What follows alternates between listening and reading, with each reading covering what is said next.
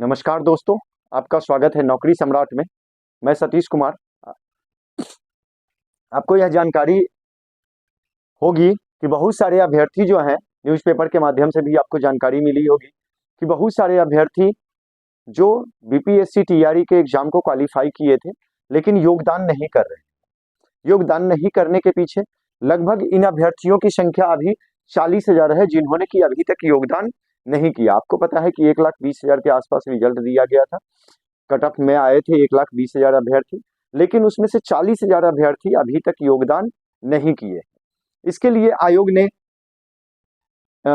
21 तक डेडलाइन दिया था कि 21 तक सबों को योगदान कर लेना है, और जो दूसरे किसी नौकरी में है उनको 30 नवंबर तक योगदान कर लेना है। इसके लिए फिर आयोग ने 21 से बढ़ाकर डेट भी बढ़ाया। अब 27 तक का डेट दिया गया।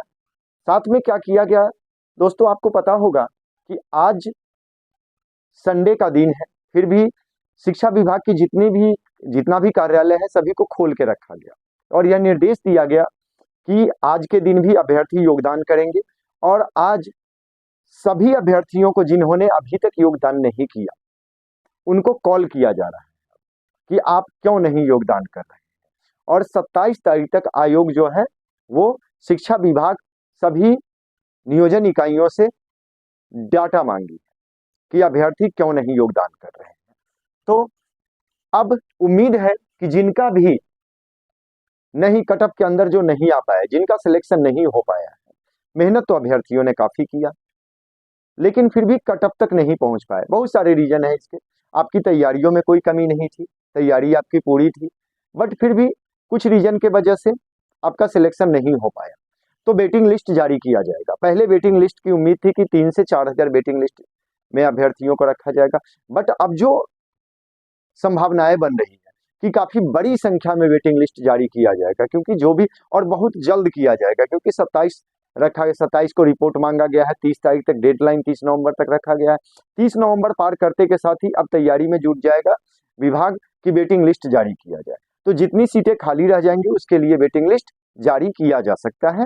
अब रीजन कई सारा है, तो बीपीएससी के द्वारा वेटिंग लिस्ट बहुत जल्द जारी किया जाएगा। आप लोगों को लगभग 5 दिसंबर तक देखने को मिल जाएगा कि वेटिंग लिस्ट जारी किया गया है, और 10,000 से ज्यादा अभ्यर्थियों के लिए वेटिंग लिस्ट जारी किया जाएगा, उनको शामिल किया जाएगा जो प्रत्येक कैटेगरी से होंगे। तो अब इसमें क्या है, बहुत अधिक संख्याओं में, रीजन क्या है, बहुत अधिक संख्या में अभ्यर्थी होंगे शामिल इसमें। क्यों? क्योंकि बहुत अधिक संख्या में अभ्यर्थियों ने योगदान नहीं किया। संख्या कितनी है? लगभग 40,000 अभ्यर्थियों ने योगदान नहीं किया।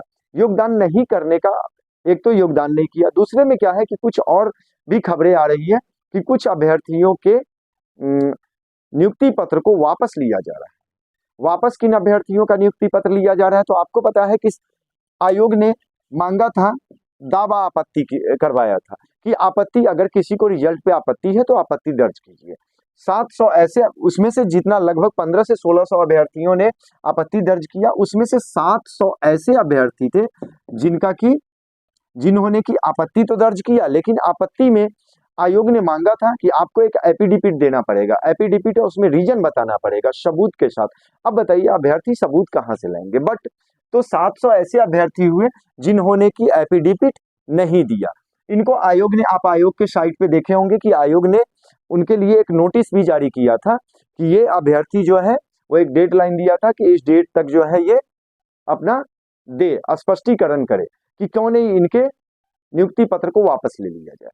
अभ्यर्थी अभी तक कोई भी स्पष्टीकरण नहीं दे पाए, तो इनके नियुक्ति पत्र को वापस भी लेने की कार्यवाही चल रही है। तो ये सीटें भी खाली जाएंगी। उसके बाद क्या है कि बहुत से ऐसे अभ्यर्थी हैं जो कि इसके लिए एलिजिबल नहीं थे, मतलब सीटेट अपियरिंग थे और वो सीटेट नहीं क्वालिफाई कर पाए। डीएलएड अपियरिंग थे, डीएलएड क्वालिफाई नहीं कर पाए, लेकिन बीपीएससी क्वालिफाई कर गए और किसी तरह नाना प्रकार से उन्होंने नियुक्ति पत्र ले लिया और ज्वाइन भी कर लिया। अब क्या है कि जब जांच हो रही है तो वो अभ्यर्थी उसमें पकड़े जा रहे हैं, उन पे कार्यवाही भी हो रही है। ये कार्यवाही आयोग के द्वारा पहले हो जानी चाहिए थी, पहले हो जाती तो थोड़ा बेनिफिट होता वो अभ्यर्थियों को जो कट ऑफ के अंदर नहीं आ पाए।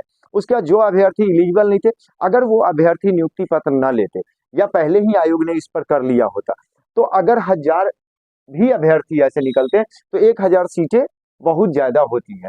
1000 ऐसे अभ्यर्थियों को जो एलिजिबल थे और कट ऑफ के अंदर नहीं आ पाए, थोड़ा सा कट ऑफ डाउन होता तो वो 1000 अभ्यर्थियों को मौका मिल पाता, रोजगार उनको मिल पाता।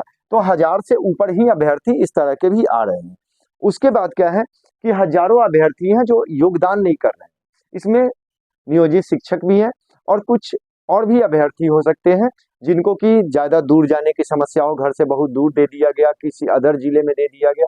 तो कुछ ऐसे भी अभ्यर्थी हैं, बहुत सारे हैं जो कि कहीं भी दे दिया गया, बेरोजगार हैं तो कहीं भी दे दिया गया, ज्वाइन किया है। बट कुछ अभ्यर्थी हैं जो कि ज्वाइन नहीं कर रहे हैं। और जो नियोजित शिक्षक है उनको, चूंकि आपको पता है कि नियोजित शिक्षकों के लिए दे दिया गया ये मौका दिया गया कि आप चाहें तो जिस स्कूल में पहले से हैं उसी में बने रह सकते हैं।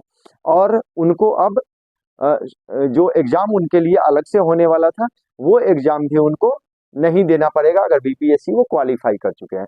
तो इसको देखते हुए भी जो नियोजित शिक्षक है जो घर के पास थे वो अलग नहीं जा रहे हैं, तो वो योगदान नहीं दे रहे हैं, तो उनकी सीटें भी खाली जा रही हैं। तो इस तरह से कुछ सीटें जो है खाली जा रही हैं, तो नए अभ्यर्थियों को यहाँ पे मौका मिल सकता है। अभी तक इनकी संख्या 40,000, बट अभी 4 दिन और समय है इनको योगदान करने के लिए।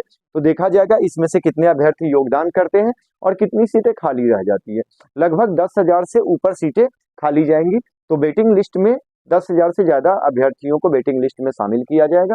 तो जो भी कट ऑफ के अंदर नहीं आ पाए हैं वो निराश ना हो और आयोग के साइट को देखते रहे, विजिट करते रहे और हमारे चैनल को भी आप सब्सक्राइब कर लें, जिससे कि जो भी जानकारी आएगी हम आपको समय पे जानकारी दे पाएंगे।